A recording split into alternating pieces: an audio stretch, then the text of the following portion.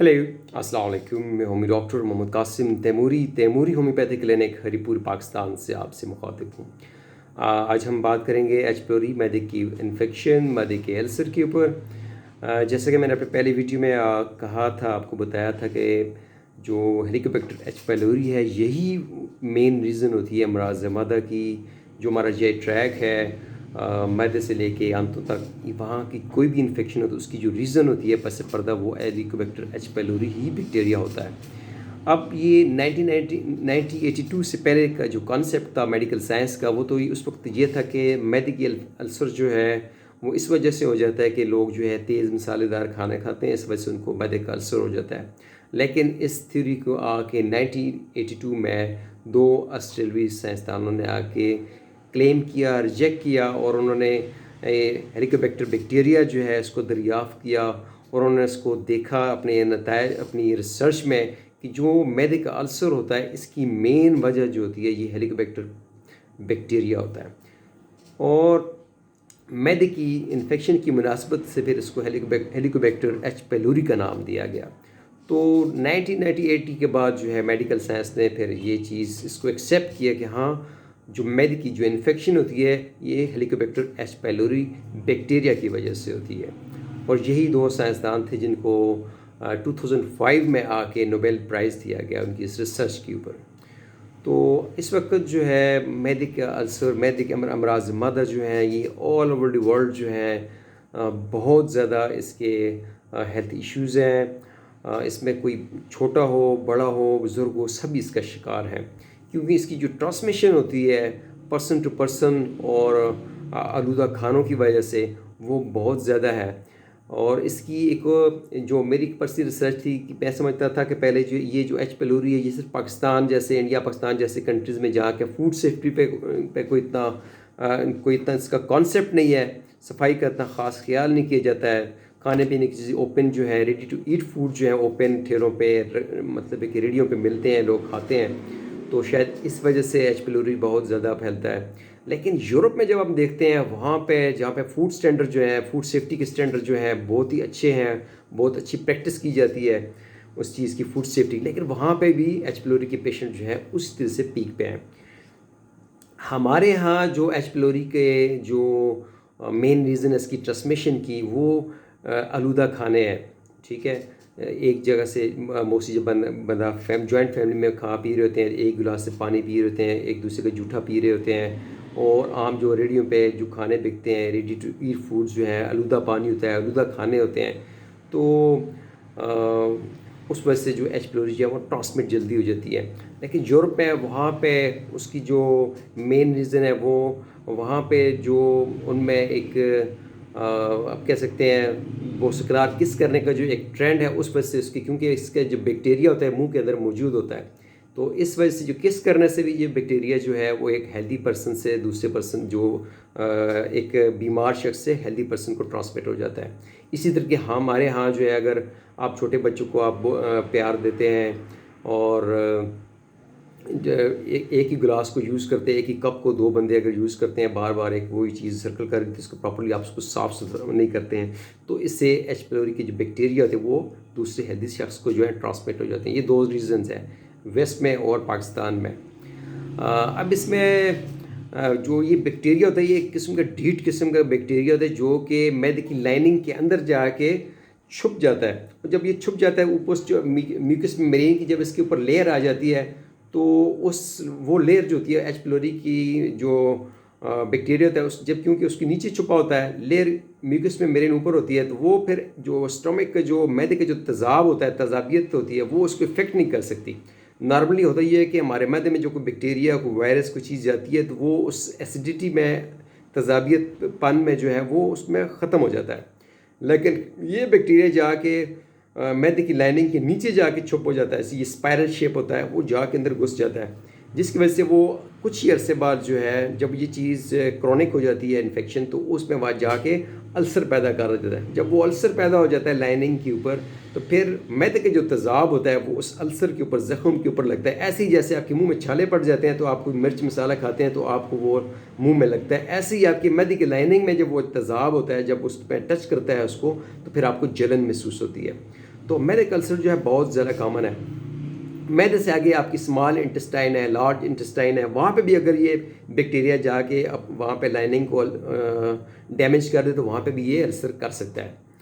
तो इसमें इसकी जो मेन सिम्टम मैंने पहले आपको बताई थी कि इसमें सबसे पहली चीज़ है मैदे में जलन होती है, ठीक है जी, मुंह में छाले भी होते हैं, बैड ब्रीथ होती है कि बंदे को जो पेशेंट होता है एच पिलोरी का उसके मुंह से गंदी बू आती है। इसके जो पेशेंट्स होते हैं हमें आके कंप्लेंट करते हैं कि मैं जब सुबह उठता हूँ मेरा मुंह पानी से भरा हुआ होता है, ठीक है, उसको एसिड रिफ्लक्स जो है बहुत बहुत ज़्यादा होता है। इसी के साथ साथ जो है मतली उल्टी की कैफियत या खाना खाने के बाद उल्टी हो जाना। जब ये कंडीशन जो क्रॉनिक हो जाती है तो अक्सर जो हमारे पास पेशेंट आते हैं वो कंप्लेन करते हैं डॉक्टर साहब मैं कुछ खाता हूँ तो मुझे उल्टी हो जाती है, ठीक है। तो ये भी जो है इसका एक साइन है। इसके बाद जब और ज़्यादा जब ये इन्फेक्शन क्रॉनिक हो जाती है तो फिर अल्सर से ब्लीडिंग शुरू हो जाती है। जब ब्लीडिंग शुरू होती है तो फिर उससे जब पेशेंट का जो स्टूल होता है वो भी ब्लैक हो जाता है। तो फिर इस स्टेज पे जाके फिर हम उसको उसकी बायोप्सी उसका एंडोस्कोपी हम रिकमेंड करते हैं।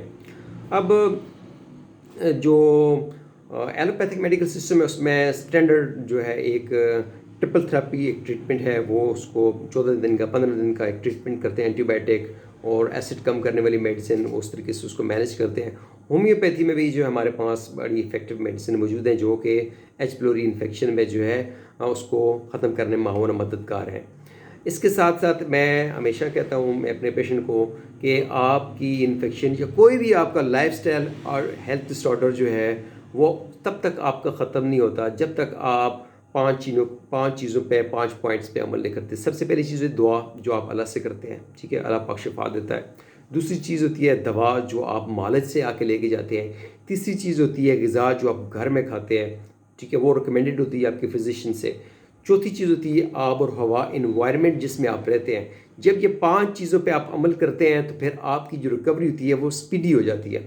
लेकिन आप दवा खा रहे हैं तो आप ग़िज़ा का ख्याल नहीं कर रहे, ग़िज़ा खा रहे हैं तो दवा का ख्याल नहीं कर रहे हैं, ग़िज़ा और दवा खा रहे हैं तो आप इन्वायरमेंट का ख्याल नहीं कर रहे हैं। आप किस इन्वायरमेंट में रहते हैं, आपका पानी आलूदा है, आपका घर, आपकी लोकेशन, ठीक है, ये जो आप खा पी रहे हैं वो आपका प्रॉपर साफ़ नहीं, हाइजेनिक नहीं है, प्रॉपर फूड सेफ्टी के स्टैंडर्ड आप फॉलो नहीं कर रहे, तो ये भी इसकी रीज़न्स हैं।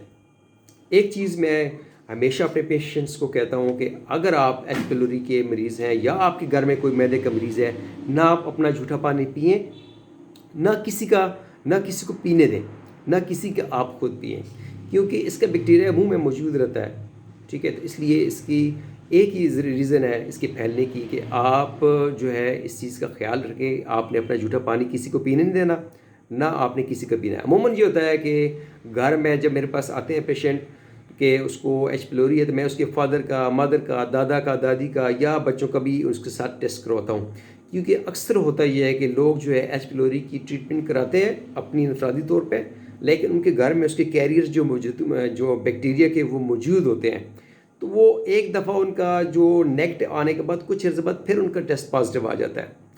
और उसके बाद ऐसे भी पेशेंट होते हैं जो कि अपनी ट्रीटमेंट करवाते हैं, उनका टेस्ट नेगेटिव आ जाता है, लेकिन उनकी सिम्टम्स वहाँ स्टिल वही होती है। वो कहते हैं जी डॉक्टर साहब मेरा जो है टेस्ट नेगेटिव आ गया है, लेकिन मेरे पास वही सिम्टम है, वही हटबर्न है, मेरा उस तरह से दिल जलता, सीना जलता है, उसी तरह से जलन होती है, उसी तरह से मुझे मतली आती है। तो इसकी एक रीज़न है, आपने सिर्फ जो वहाँ पे आपका बैक्टीरिया था, सिर्फ आपने बैक्टीरिया को ख़त्म किया है, लेकिन बैक्टीरिया ने आपकी जो लाइनिंग, जो आपके स्टमक की जो लाइनिंग है वहाँ पे अल्सर पैदा किया है, उसको तो आपने हील नहीं किया ना। आपने एक फ़ौजी मारा है, लेकिन फ़ौजी ने जो वहाँ पे तबाही की है वो आपने अभी ख़त्म नहीं किया। रिहेबिलिटेशन जो है उस ट्रीटमेंट के बाद शुरू होगी आपकी। आपने बैक्टीरिया ख़त्म कर दिया, बैक्टीरिया के बाद आपने वो जो अल्सर जो ज़ख्म है उसको हील होने में टाइम लगता है। तो वजह ये होती है कि रिपोर्ट बेशक आपकी नेगेटिव आ जाए, लेकिन उसके बाद आपने अपनी बॉडी को उसकी जो आपका अंदर का अल्सर है उसको हीलिंग के लिए आपने टाइम देना है।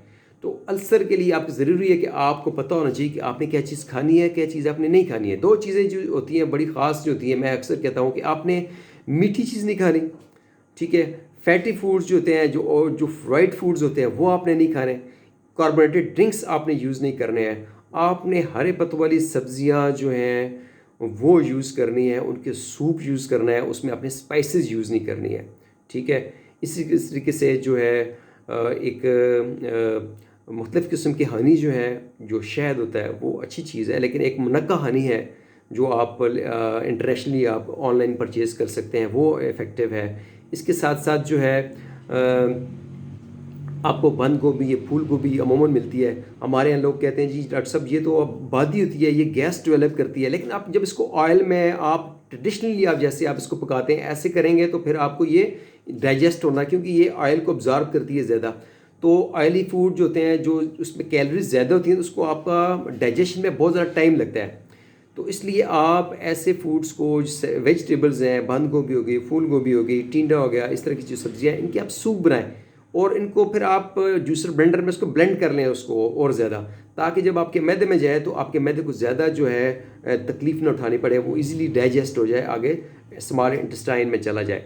तो इस तरीके से आप करें। और अगर आप उसको ब्लेंड नहीं कर सकते, फिर आप अपने आपके जो 32 दांत हैं, इसको आप 32 दफ़ा इसको आप चबाएँ।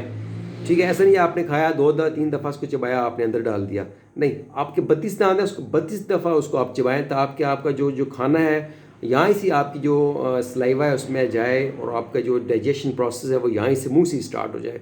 तो अच्छी तरीके से जब आप उसको चबाएंगे तो फिर आप थोड़ा खाएंगे, ठीक है, लेकिन आप जब उसको चबाए बगैर खाएंगे तो फिर आप ओवर ईटिंग करेंगे, फिर वो आपको गैस डेवलप करेगी, ब्लोटिंग होंगी, आपको भारीपन आएगा। तो ये छोटी छोटी टिप्स है, आप इसको फॉलो करें। हम अपने ट्रीटमेंट में इसको न सिर्फ ट्रीटमेंट रिकमेंड करते हैं, बल्कि अपने पेशेंट को उसको इनफरादी तौर पे उसकी डेली एक्टिविटीज़ के हिसाब से उसको डाइट प्लान भी बना के देते हैं। ठीक है, जब उसको डाइट प्लान मिलता है उसका, तो उसको वो फॉलो करता है, तो उसका जो हीलिंग प्रोसेस है और बेहतर हो जाता है। तो आपको न सिर्फ दवाइयाँ ही खाते रहना है, बल्कि आपने इसको मैनेज भी करना है। हमारे अक्सर हमारी कौम का एक कॉन्सेप्ट है कि वो कहते हैं बस हम दवाई खाएं, हमें खुद कुछ भी ना करना पड़े। याद रखें, कोई भी आपका लाइफस्टाइल डिसऑर्डर है, जब तक आप अपनी लाइफस्टाइल को, ईटिंग हैबिट्स को, ठीक है, केयर एंड प्रिवेंशन को प्रैक्टिस नहीं करेंगे, आप मुकम्मल तौर पे शिफा याब नहीं हो सकते। दवा जो होती है आपकी डायरेक्शन ठीक करती है, ठीक है, आपको शिफा की तरफ लेके जाती है, लेकिन आपकी जो ईटिंग हैबिट्स हैं, आपका जो लाइफस्टाइल है, आपकी जो फूड्स हैं जो आप खाते हैं, जो आप जिस एनवायरनमेंट में आप रहते हैं, ये तमाम चीज़ें आपको जो है सपोर्ट करती हैं आपकी स्पीडी रिकवरी को। इंशाल्लाह फिर आपसे बात होगी। Thank you. अस्सलाम वालेकुम।